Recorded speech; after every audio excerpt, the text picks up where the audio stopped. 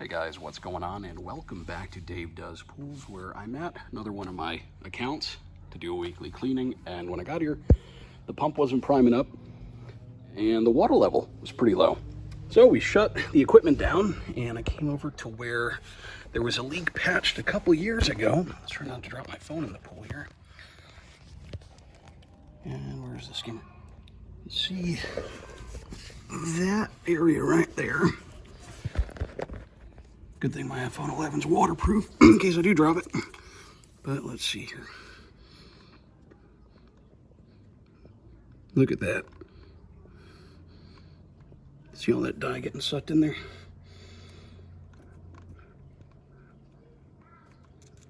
And you can see where it's been patched up in here and over there.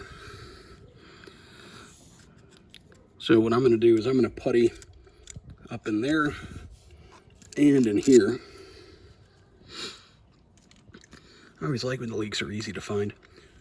And a lot of times what'll happen is when it gets cold like this, it is very cold here in Central Florida right now.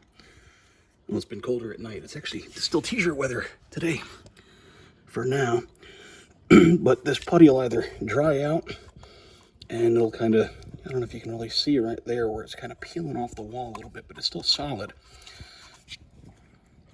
But pool putty does not last forever. You usually get a year or two out of it, and then in the winter, for whatever reason, I've noticed when it gets colder out, I don't know, stuff contracts, but you'll notice a leak more than you would in the summer. I guess that's just, I've seen that happen more in the winter, stuff like this. Because there was a little leak for a while, it was never this bad. And then I got to clean these tiles too. They are a mess and a half. And it looks like he filled it up quite a bit, based on some of those dirt lines there. And then it's dropped all the way down to just about the base of the skimmer.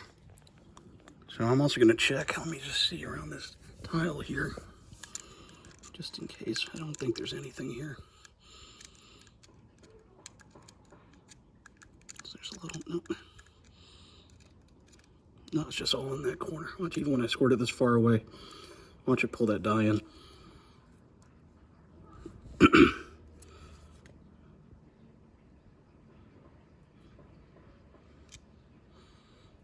Oh yeah, all right. And I got the hose on to fill the water level back up to where it needs to be. Let's get the pool putty going and I'll get that patched up. Now what I like to do sometimes with a crack like that is I'll take either usually like a plastic trim tool or a plastic putty knife, but in this case I'm going to use a popsicle stick to try and really push the putty into the crack. Once I get some putty in there, get putty over it, and I like to make it nice and smooth. I don't like to make a mess of it. So we're going to use the 2-part pool putty here. This stuff works really well. This is what most of us use. And a rag to clean off my knife because I'm going to have to cut it. And then when you're kneading this stuff together, it's good to get your hands wet, even though this water is freaking cold. Oh my god. It's so cold, my skin's been cracking because of this water. I mean, look at that. I'm just dipping my hand in the water and all that stuff. The skin is getting dry. Alrighty guys, that's it for this little video. All it takes to do leak detection is you call me out.